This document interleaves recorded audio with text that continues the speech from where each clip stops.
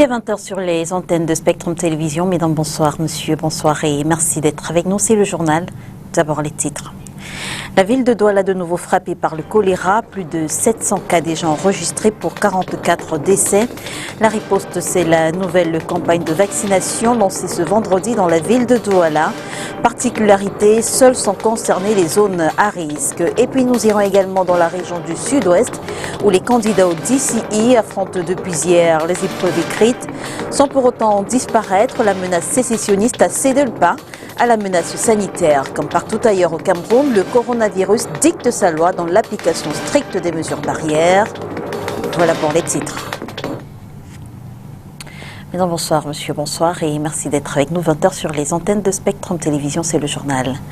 Le système sanitaire camerounais bénéficie de nouvelles ambulances.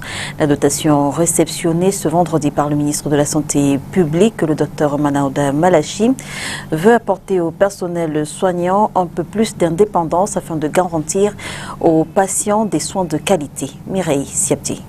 De nouvelles ambulances, une acquisition qui s'inscrit dans le plan d'urgence triennal financé par les emprunts contractés par l'État du Cameroun auprès d'un pool bancaire local et des institutions financières internationales pour assurer la croissance économique et le développement.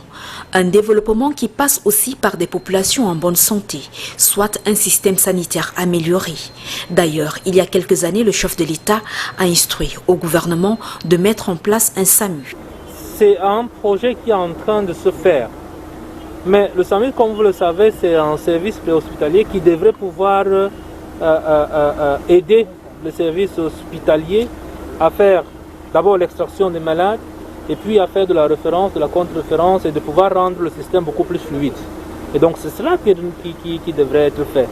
Et c'est cela qu'au début de la lutte contre cette pandémie, notre système de riposte a souffert un peu. Et aujourd'hui, lorsque nous recevons des ambulances comme cela, c'est dans le sens de la fluidité de l'activité sur le terrain. À en croire le ministre de la Santé publique, les 3 ambulances réceptionnées ici répondent aux normes capables de fournir les services adéquats qui permettent de transporter en toute sécurité les patients et faciliter le travail du personnel médical sur le terrain et ce au-delà de la pandémie à coronavirus. Il y a à côté du Covid des Camerounais qui demandent d'autres soins de santé. Et c'est pour ça que nous continuons à pousser. Et le chef de l'État lui-même, avec toutes les institutions qu'il nous donne, continue à regarder, continue à suivre l'activité du gouvernement dans ce sens-là. Et nous avons reçu d'ailleurs, pas plus tard que ce matin, des hautes instructions de M. le Premier chef de gouvernement, allant dans le sens de ne pas laisser de côté les soins de services de santé ordinaires pour d'autres pathologies et ne pas simplement nous focaliser sur le Covid. Selon le ministre Manaouda Malachi, l'acquisition de ce matériel médical vient davantage rassurer qu'une fois que la couverture santé universelle va être opérationnelle, le système de santé camerounais aura la logistique, les infrastructures, les ressources humaines et matérielles qui pourront répondre aux besoins nécessaires. Et puis ce vendredi, le ministre de la Santé publique, le docteur Manaouda Malachi, a reçu en audience un groupe de parlementaires juniors. Au menu des échanges, plusieurs questions, dont celle du Covid-19. On note que la dite rencontre s'est faite avec la participation du directeur général du Fonds spécial d'équipement et d'intervention intercommunale, Camille Akoa, que je vous propose d'écouter dans cet extrait. Mon personnel, une partie de mon personnel et moi-même sommes venus ce matin rencontrer le ministre de la Santé publique pour apporter notre contribution au fonds de solidarité de la lutte contre le coronavirus qui a été mis en place par le président de la République. Donc depuis la survenance de cette pandémie, nous avons observé que notre pays a pris de très bonnes mesures. Le FECOM lui-même a été frappé par certains de ses personnels de cette maladie et ce personnel où nous ne déplorons aucune perte en vies humaines est rentré des hospitalisations en faisant le témoignage selon lequel il avait été pris en charge de la meilleure des manières et avec beaucoup de professionnalisme. Et je dois également dire que le ministre de la Santé a envoyé à 2 reprises au niveau de la direction générale des équipes qui ont fait un test complet de l'ensemble du personnel et c'est également ce qui s'est fait au niveau des délégations régionales où les délégués régionaux de la santé publique ont également envoyé des équipes pour tester l'ensemble des personnels du FECOM travaillant dans les agences. Donc nous pensons, et suivant également la télévision, qui fait état de ce que la courbe est en train de baisser et qui nous demande de rester vigilants. Et nous voulons témoigner par notre présence ici que nous sommes solidaires de ce que fait le gouvernement. Nous soutenons l'initiative prise par le président de la République par ce fonds de solidarité et également par la stratégie qui a été mise sur pied pour combattre cette pandémie. La semaine mondiale de l'allaitement maternel s'achève ce vendredi, une édition qui a été marquée par un contexte de crise sanitaire due au coronavirus, pathologie qui ne doit tout de même pas empêcher à la femme enceinte de donner son sein au bébé. Seul changement, le respect strict des mesures barrières édictées par l'Organisation mondiale de la santé. Inès Pangan. La Covid-19 ne doit être une raison pour ne pas donner le lait maternel à son enfant. Allaiter, pour les femmes atteintes d'une Covid-19 confirmée ou présumée, doit se faire dans le respect strict des mesures barrières contre cette pathologie. Entre autres, port du masque chirurgical lors de tout contact avec le nourrisson, nettoyage et désinfection réguliers des surfaces touchées et le lavage des mains. Pendant l'allaitement, la maman doit se protéger, c'est-à-dire porter des gants après avoir lavé ses mains soigneusement, mettre la solution antiseptique, mettre les gants et nettoyer soigneusement son sein avec de l'eau simple et un gant ou une compresse afin de pouvoir donner le sein à son bébé. Des règles à respecter avec rigueur au vu des avantages de l'allaitement maternel pour la mère et le bébé. L'allaitement maternel, c'est le meilleur aliment pour des enfants de 0 à 6 mois particulièrement et de 0 à 24 mois. Tout simplement parce que l'allaitement maternel est tellement riche et protège les bébés contre certaines infections. L'allaitement maternel regorge des anticorps qui luttent pour certaines maladies, regorge également des enzymes. C'est un lait qui est un liquide vivant. Donc c'est pour ces raisons que nous conseillons ce lait et qui est vraiment le plus avantageux pour les enfants. De part d'abord le fait qu'on ne l'achète pas, c'est naturel. Soutenir l'allaitement maternel pour une planète en bonne santé, c'est le thème 2020 de la Semaine mondiale de l'allaitement maternel. Une occasion pour soutenir, encourager et protéger cette pratique. Il faut reconfigurer le système de santé au Cameroun. Tel est l'avis du Dr Albert Zé, chercheur camerounais en santé publique. Il vient d'ailleurs de commettre un ouvrage dans lequel il propose au gouvernement camerounais des moyens de prévention des crises sanitaires telles le coronavirus. Olivier Bouzique. Selon les experts en santé, la crise sanitaire Covid-19 a révélé des défaillances du système de santé camerounais, décriées depuis des lustres. Entre autres, insuffisance de l'offre de soins, mauvaise qualité des prises en charge, mortalité maternelle et infantile. Pour le docteur Albert Zé, voici la solution à ce problème. Dans son nouvel ouvrage intitulé « Stratégie de mise à niveau du système de santé camerounais, révision des configurations institutionnelles », il pose le problème tel qu'il est vécu au quotidien par les populations. Lorsque nous regardons aujourd'hui la performance de notre système de santé qui continue à être classé parmi les derniers systèmes de santé dans le monde, il faudrait bien que nous fassions quelque chose pour que cette performance de ce système de santé puisse être à un niveau considérable qui permet au système de répondre efficacement aux problèmes des populations. Le livre de 4 chapitres est préfacé par le professeur Hachimi Sani-Yaya. Il s'agit d'une contribution à la recherche et au développement. Pour l'auteur, il faut entièrement reformer le système de santé camerounais qu'il juge obsolète. Nous n'allons plus sur des sentiers battus qui voudraient que nous importons des politiques de santé comme on l'a toujours fait avec des politiques de santé qui ont été élaborées depuis les indépendances. Il s'agit ici de porter une réflexion sur des politiques de santé spécifiques à la situation socio-économique du Cameroun.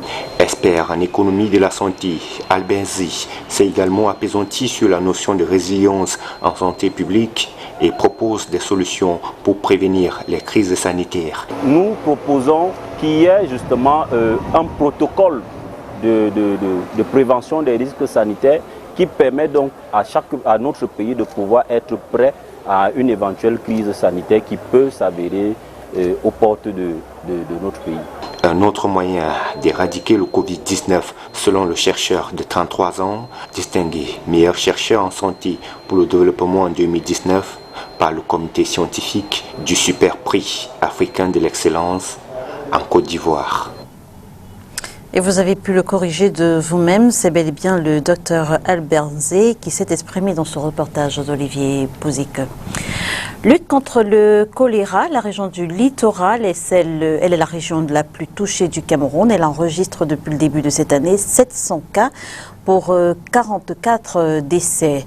La riposte, c'est cette campagne de vaccination officiellement lancée ce vendredi dans la région du littoral. Particularité, seules sont concernées les zones à risque, entre autres les quartiers Newbel, Japoma et bien sûr Nilon.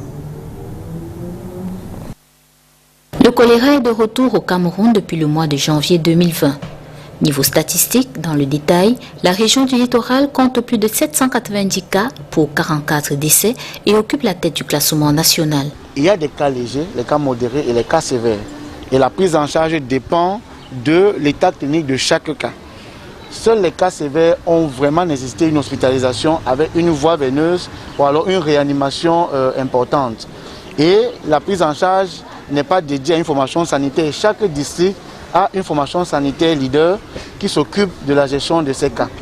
Et la prise en charge des cas choléra est également gratuite, totalement, entièrement gratuite aussi. L'une des méthodes de prévention classique de cette maladie hydrique, ce sont les vaccins anticolériques oraux. L'Organisation mondiale de la santé considère l'utilisation de ces vaccins comme outil de santé publique potentiellement utile en complément des mesures de prévention classiques, à savoir le respect des règles d'hygiène et de salubrité. Bien que ce soit une maladie hydrique qui est manuportée, qui se transmet de main en main et la consommation des eaux souillées, d'accord, le vaccin a été développé pour apporter une mesure complémentaire à toutes les autres mesures. Une campagne de vaccination est lancée ce 7 août 2020 dans le district de santé de Newbel à Douala. Les stratégies utilisées pour cette opération qui va s'achever le 14 août prochain, le porte-à-porte et les postes fixes. Sont concernées les personnes âgées de plus d'1 an. Et d'ici qui nous ont produit le plus de cas. Alors j'ai cité tantôt Bonasama, Japoma, Newbel et Nilon. Toutes les personnes qui bénéficieront du vaccin auront droit à une deuxième dose espacée de 15 jours. Il est important de souligner qu'il n'existe pas aujourd'hui de vaccin induisant une protection à long terme contre le choléra.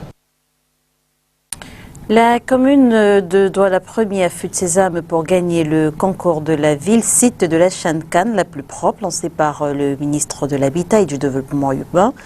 Les présidents de commission ont été installés ce 6 août 2020 et leur cahier de charges défini. Les jours de propreté de la commune d'arrondissement restent inchangés. Et à ce propos, écoutons le maire de Douala-Premier, Lengue Malapa. Par l'intermédiaire également de Madame le ministre, le MINDU, a lancé un concours de la ville la plus propre qui concerne les communes de Yaoundé, de Douala et celle de Limbe. Mais pour répondre à ce concours, il faut s'organiser. Et c'est pour cela que aujourd'hui, nous avons invité les chefs traditionnels, les chefs de quartier, les responsables des associations, les responsables des marchés et bien d'autres partenaires, n'est-ce pas, pour s'organiser de manière à avoir très bonne figure pendant ce concours. Nous savons déjà que Douala Premier présente une physionomie particulièrement positive. Mais quand il s'agit d'un concours, nous voulons aller d'assez bien à bien et pourquoi pas à très bien. Donc, nous avons pris des dispositions pour que le 5 octobre prochain, lors de la proclamation des résultats de ce concours, que par Madame le ministre, par Madame le Mindu, que Douala Premier gagne ce concours. Vulgariser les bonnes pratiques d'hygiène dans le secteur de l'agroalimentaire, c'est l'objectif d'un guide présenté ce 6 août 2020 à Douala par le Bureau de mise à niveau des entreprises. Autre activité de l'institution hier, la signature d'une convention. Un guide de bonnes pratiques d'hygiène dans le secteur de l'agroalimentaire pour rappeler ces gestes simples, mais trop souvent oubliés dans les entreprises du dit secteur. Ce sont des choses très simples, mais qu'on ne met pas en œuvre dans les entreprises. Donc dans ce contexte-là, vient l'idée de faire un petit guide très pratique et très simple pour destiné pour les employés, destiné pour les gens qui travaillent, qui manipulent le produit, qui manipulent la machine. Le respect des règles de propreté dans une structure aide à la protection de sa réputation, au respect de la législation et limite la transmission de maladies. On a veillé avec les collègues du bureau de mise à niveau à ce qu'il soit très simple et pratique et compréhensible. Parce que ce sont des petits gestes que les employés pourraient faire et pourraient engager dans leur processus de production et ces gestes-là qui peuvent donc changer radicalement la qualité du produit vers le positif. Ce 6 août 2020 à Douala, en plus de la présentation du guide de bonnes pratiques d'hygiène dans le secteur de l'agroalimentaire, le bureau de mise à niveau des entreprises a signé des conventions avec des entreprises d'une part et d'autre part entre experts, accompagnateurs et entreprises. L'intérêt, c'est d'une part de faire prendre conscience à nos chefs d'entreprise avec lesquels nous avons signé des conventions aujourd'hui de l'engagement qu'ils prennent pour mettre en œuvre les plans de mise à niveau qui ont été confectionnés et qui vont leur permettre à terme de devenir compétitifs, de produire plus, de faire de très bons résultats et surtout de pouvoir survivre dans ce contexte de Covid-19 qui a touché négativement tout le monde. Le deuxième intérêt, c'est de faire connaître à celles des entreprises qui ont encore un peu de doute par rapport au bureau de mise à niveau, que c'est du concret, c'est du réel, c'est de véritables appuis que nous apportons, que le gouvernement apporte aux entreprises, au secteur privé. Rappelons que le BMN a pour mission principale la matérialisation de la politique du gouvernement en matière d'appui à la mise à niveau et à la restructuration des entreprises industrielles au Cameroun. Dans le sous-système anglophone, les candidats aux examens du General Certificate of Education, DCE Ordinary and Advanced Level affrontent depuis hier la phase écrite de l'examen.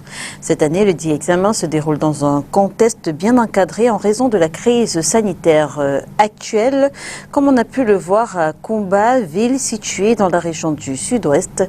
C'est un reportage de Makedali Tinotion.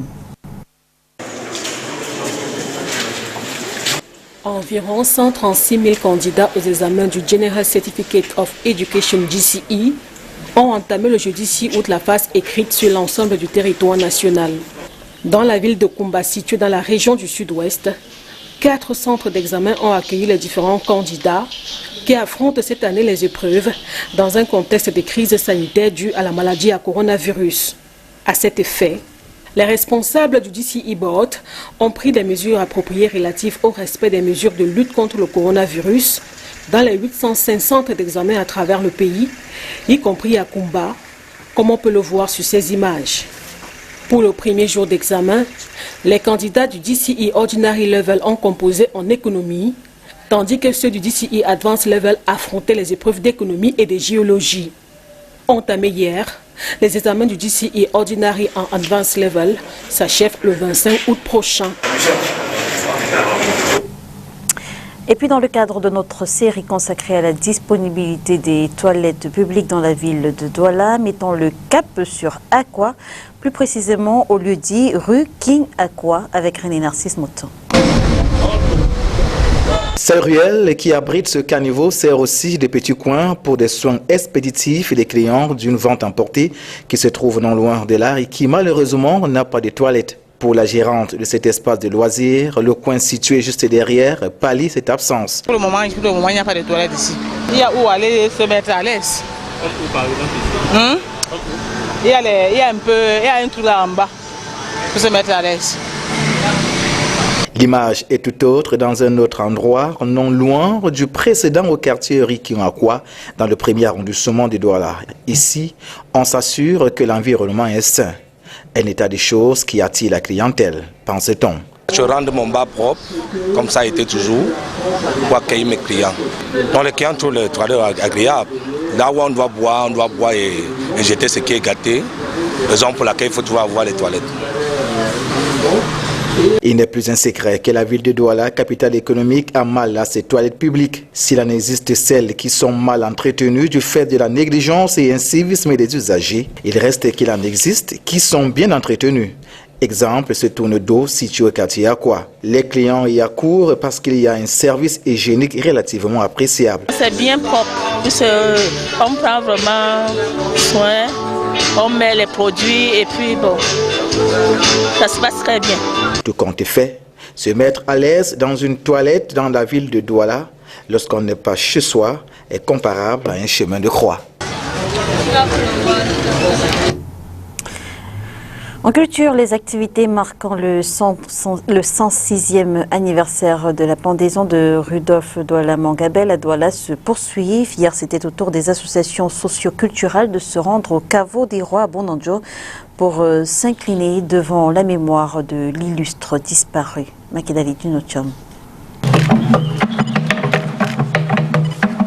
Jeudi 6 août, c'était au tour des groupes et associations socio-culturelles Sawa à Douala de rendre hommage à Rudolf Douala Mangabel dans le cadre de cette semaine commémorative du 106e anniversaire de la pendaison du Tété Kombo. Alors nous sommes le Kiel-Njonjo, qui veut dire en français avenir bélois. Nous sommes une association de jeunes filles-fils du canton Njonjo et nous sommes venus assister à la commémoration de la pendaison de Douala Manga. Donc on est venu pour méditer, pour lui demander des faveurs qu'il nous accorde d'être unis parce que dans notre canton nous avons beaucoup de problèmes. Dans le Sawaland en général nous avons beaucoup de problèmes, donc nous avons besoin de prôner l'amour, qu'il nous accorde cette grâce-là, qu'il nous ouvre ses portes et qu'il nous accompagne afin que le Sawaland soit uni. Outre l'union des communautés Sawa, ceux qui se considèrent comme les héritiers de Rudolf Douala Mangabel en se rendant ici, au caveau des rois à Bonanjo, veulent également prôner la paix entre Sawa et Ewondo. Douala Mangabel a accueilli notre communauté dans le littoral à bras ouverts. Le père a beaucoup travaillé au temps de mon papa aussi. Le père de René aussi a beaucoup travaillé au temps de mon père. Nous qui restons aujourd'hui, nous sommes des héritiers. Nous sommes appelés à faire la continuité, dans ce même vivre ensemble, pour que l'on n'oublie pas ce qui s'est passé auparavant, et pour éviter en sorte que ce genre de manifeste ne se répète. C'est la paix. Donc aujourd'hui, ma présence ici, c'est d'abord un signe de paix, un signe de reconnaissance, de l'union, du vivre ensemble de nos deux communautés, Sawa et Ewondo. La semaine d'hommage à Rudolf Douala Mangabel s'achève ce samedi 8 août par des rituels sur le site même de sa pendaison à Douala. Rideau sur le 20h, mesdames et messieurs, merci de nous avoir suivis. On se retrouve dès dimanche sur les antennes de Spectrum Télévision pour cet hebdo, si bien sûr Dieu le veut. Bonsoir et bon week-end.